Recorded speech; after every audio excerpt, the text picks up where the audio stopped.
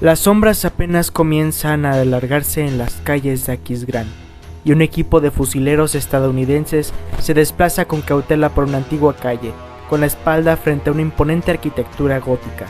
Aunque marcada por el fuego de artillería, los gigantescos monumentos de piedra aún conservan la grandeza de una antigua ciudad capital. Detrás del equipo, un M4 Sherman se desplaza lentamente hacia el exterior, y la calle detrás del tanque estalla en llamas. Un soldado se gira hacia la fuente del cohete errante, y en lugar de un fanático SS Grenadier, sus ojos se encuentran con la mirada aterrada de un anciano tembloroso. Una variopinta tripulación de ancianos y niños dispara contra los estadounidenses con una mezcla de armas antiguas.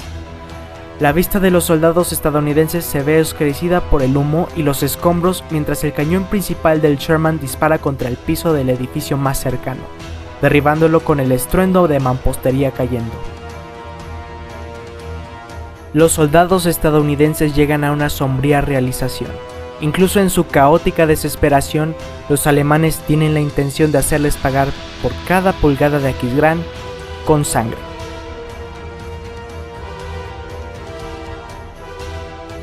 Hola, soy Griffin Johnson, el historiador de Antebrazo. Mientras los vientos frescos del otoño comenzaban a soplar en los campos de batalla de Europa, más de 230.000 soldados aliados se acercaban sigilosamente a la antigua ciudad de Aquisgrán. Desde un punto de vista estratégico, Aquisgrán tenía una importancia mínima, siendo una parada en los 4 caminos principales que conducían al corazón industrial de Alemania. Difícilmente una fortaleza natural, esta ciudad estaba en una depresión rodeada de colinas, y la mayoría de sus defensas eran proporcionadas por 2 cinturones paralelos del muro del oeste. Sin embargo, además de ser de la primera ciudad étnicamente alemana asediada por los aliados, Aquisgrán había sido una vez la capital del amado Primer Reich de Adolf Hitler, conocido por historiadores más racionales como el Sacro Imperio Romano Germánico. Naturalmente, cualquier amenaza a esta ciudad simbólica exigía una respuesta fanática, y Hitler estaba listo para comprometer todas las fuerzas disponibles para su defensa. Desafortunadamente para Adolf Hitler, los gobernadores nazis de Aquisgrán echaron un vistazo a las inminentes fuerzas aliadas y abandonaron de inmediato a la población civil a su suerte. Furioso por esta muestra de cobardía, Hitler hizo arrestar a los funcionarios por la SS y los envió al frente oriental.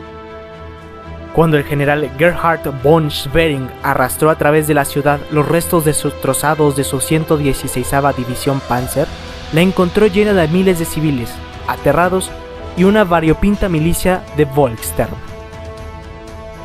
Sabiendo cuando se había perdido una causa, von Schwerin se detuvo lo suficiente como para dejar una carta en la oficina de correos designando a Aquisgrán como una ciudad abierta para las fuerzas aliadas entrantes. El desafortunado general se encontró con indicaciones que venían de la dirección opuesta, diciéndole que le diera vuelta a su división y que regresara a la ciudad por una última resistencia. Naturalmente, él había estado ausente lo suficiente para que un agudo oficial de la SS encontrara la carta y fuera destituido de inmediato de su cargo. La defensa del sector recayó en los hombros del teniente general Friedrich J. Koechlin y su 81ª división, compuesta principalmente por 2 divisiones de Volksgrenadier y 2 divisiones de infantería.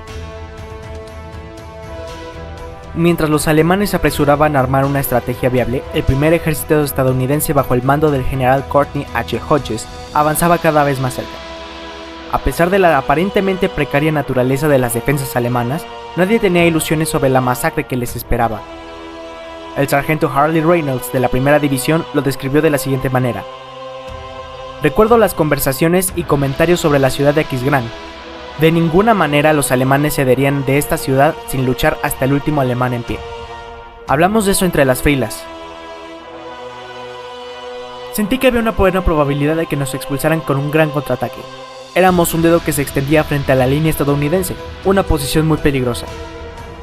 Sorprendentemente, los enfrentamientos iniciales que tuvieron lugar cuando el primer ejército avanzó para romper el muro del oeste y rodear Aquisgrán a principios de septiembre se desarrollaron con bajas mínimas. Mientras 3 regimientos de infantería avanzaban hacia el bosque en el lado oeste de la ciudad, 2 regimientos acorazados comenzaron un ataque flanqueante hacia la ciudad de Stolberg. Al principio, los atacantes se sintieron abrumados por la magnitud de las obras defensivas que encontraron. cientos de nidos de ametralladoras y docenas de búnkeres con campos de fuego superpuestos que dominaban extensos campos minados y obstáculos antitanques de concreto. Sin embargo, la resistencia fue ligera, ya que el frente oriental aún ocupaba la mayoría de la mano de obra alemana, dejando solo unos pocos veteranos exhaustos y militares heridos en un enjambre para que llenaran posiciones defensivas que estaban diseñadas para que ejércitos enteros las ocuparan.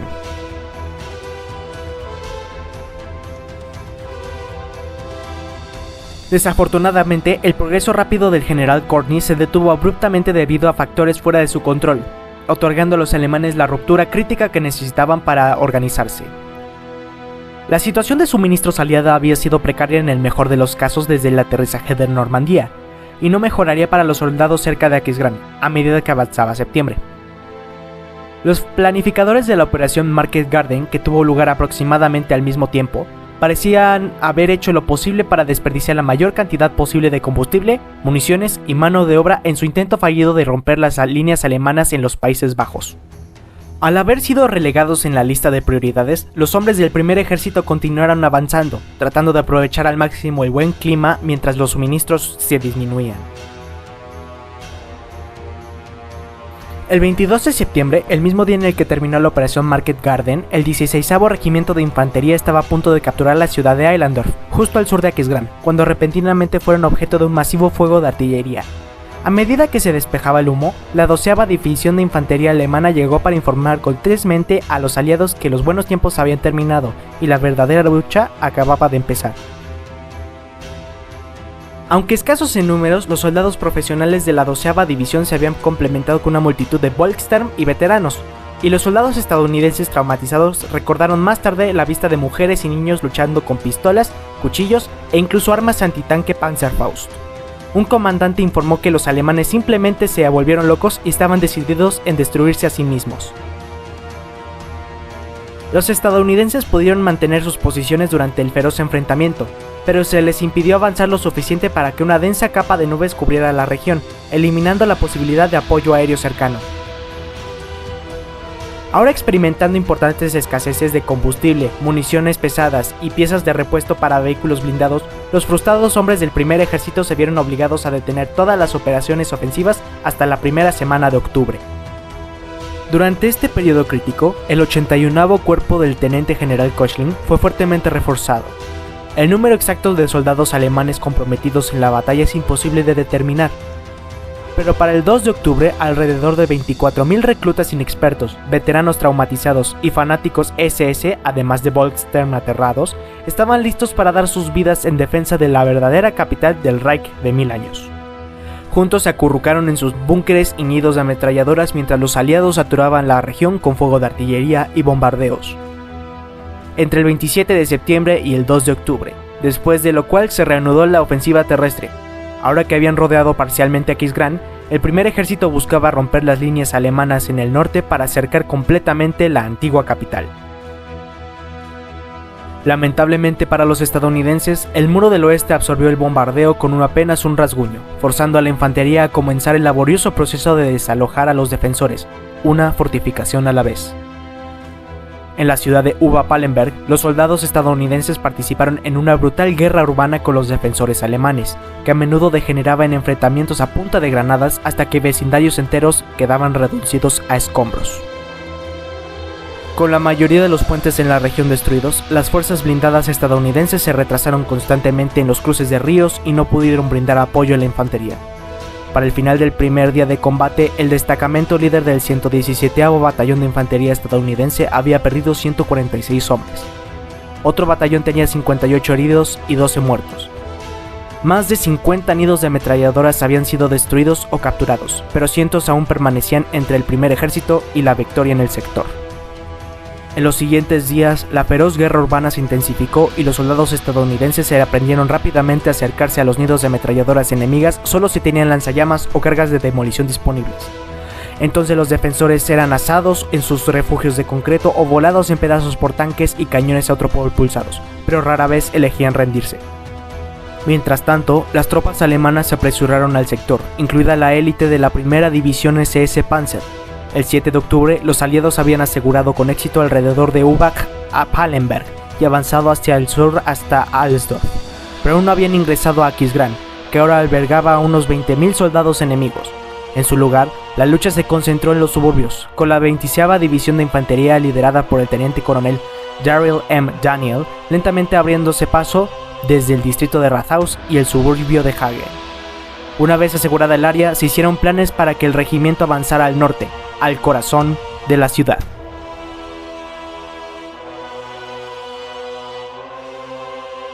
En un esfuerzo de evitar una masacre, el teniente general Clarence R. Hübner, de la primera división de infantería, mandó un ultimátum al comandante de las fuerzas alemanas en Aquisgrán, el coronel Gerhard Wilk, el 10 de octubre. En su letra, Hübner exigió la rendición de la ciudad o ser bombardeados hasta el olvido, pero Aquisgrán ahora estaba en control total de la SS, los cuales estaban listos para ejecutar a cualquier soldado que mostrase siquiera una pizca de cobardía. Más allá del miedo a este castigo capital, los soldados defendiendo la región de Aquisgrán del Muro del Oeste sabían que ahora estaban peleando para proteger el corazón de Alemania. Como resultado, la oferta fue rechazada, y el coronel Wilk asumió toda la responsabilidad de la defensa, después de establecer su base de mando al norte de la ciudad. El 11 de octubre marcó un cambio en las tácticas aliadas, con la situación de suministros estabilizándose y comenzando un masivo bombardeo de artillería en Aquisgrán y los municipios alemanes circundantes que estaban en manos de los alemanes. Cansados de la sangrienta lucha en las calles, los estadounidenses estaban listos para simplemente nivelar cada edificio que pudiera albergar razonablemente a los combatientes enemigos. Esto obligó a los alemanes a pasar a la ofensiva, pero sus esfuerzos por recuperar la posición elevada que rodeaba Aquisgrán terminaron en un fracaso. En este punto, la pintoresca ciudad había sido sometida a bombardeos intermitentes durante semanas, además de numerosos ataques aéreos, pero la arquitectura gótica demostró ser sorprendentemente resistente. Con la mayoría de la primera división de infantería resistiendo los contraataques alemanes, 2 batallones del regimiento de infantería 26 comenzaron a moverse a través del distrito industrial entre Rafaela y los suburbios de Hagen. Sus objetivos eran 3 colinas que dominaban el cuarto norte de Aquisgrán, que contenían la mayoría de la parte de los 246ª Volksgrenadiers y la sede del coronel Wilk. Para el 12 de octubre, el segundo y el tercer batallones habían logrado despejar el distrito industrial y estaban listos para adentrarse en el estrecho y retorcido laberinto de calles que conformaban el centro de la ciudad.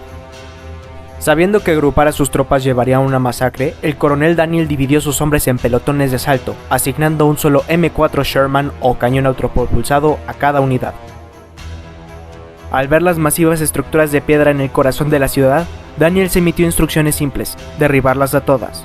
A pesar de dejar caer más de 10.000 proyectiles antes del asalto principal, los primeros soldados estadounidenses en pisar Aquisgrán aún fueron recibidos con una lluvia de disparos de ametralladora, lo que los obligó a buscar refugio en los imponentes edificios de piedra que bordeaban las estrechas calles.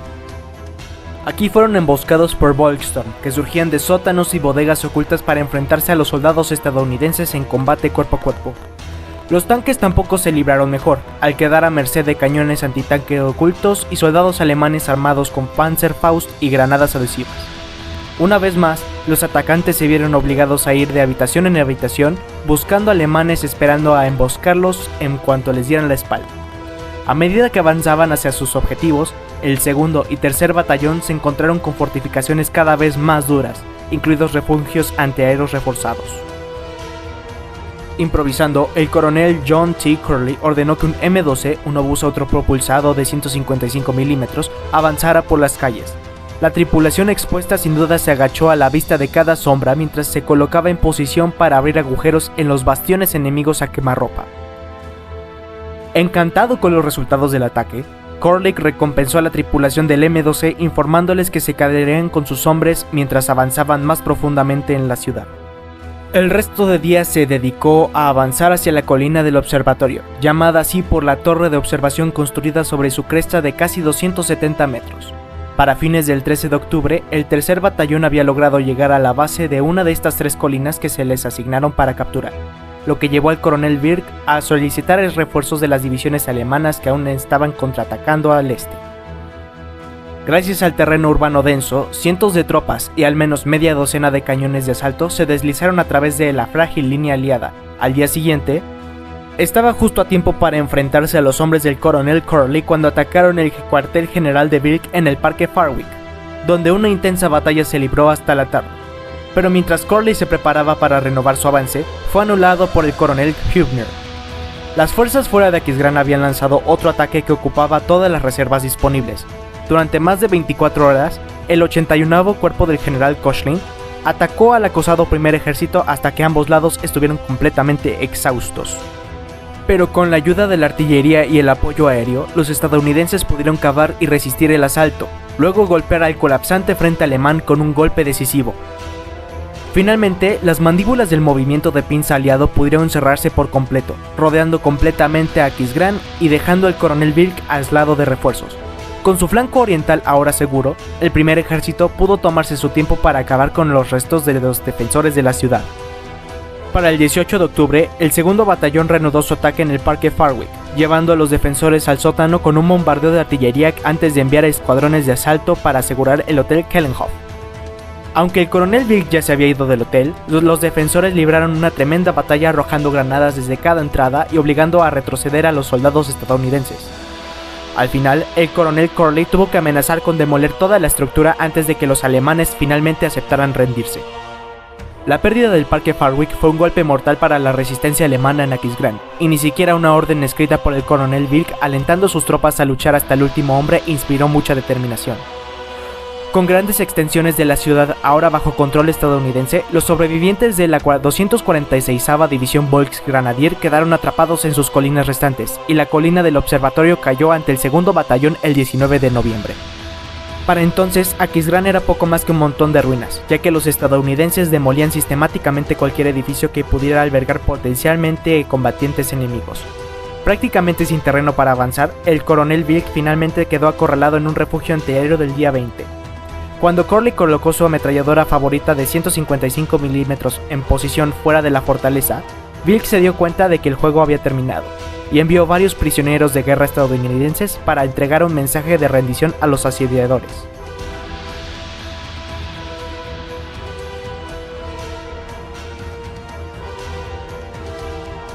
La batalla de Aquisgrán representó uno de los peores periodos de combate urbano en la historia estadounidense. El primer ejército sufrió hasta 8.000 bajas durante la ruptura del Muro del Oeste y la batalla por la ciudad, en comparación con las 2.400 sufridas durante el desembarco de la playa de Omaha, popularmente considerada el enfrentamiento más sangriento para Estados Unidos en Europa. Las pérdidas alemanas ascendieron a aproximadamente 6.000 muertos y más de 5.000 prisioneros. Quizá el aspecto más triste de la lucha fue su futilidad general al intentar defender un precioso símbolo de la ideología nazi. Adolf Hitler había malgastado miles de vidas causando la destrucción total de la antigua capital de Carlomagno. Mientras tanto, los estadounidenses finalmente no lograrían aprovechar su victoria de manera significativa. En cambio, se dirigieron hacia el sur para intentar atravesar el Herkenwald. Este enorme bosque resultaría ser un paraíso para los defensores, al igual que las estrechas calles y la arquitectura de piedra de Aquisgrán, deteniendo al primer ejército hasta febrero de 1945. Los historiadores recuerdan ahora la batalla de Aquisgrán como solo otro ejemplo de cómo la obstinada negativa alemana de rendirse resultó en un desperdicio de vidas sin sentido, y la destrucción de una hermosa ciudad que había permanecido intacta durante más de 1000 años.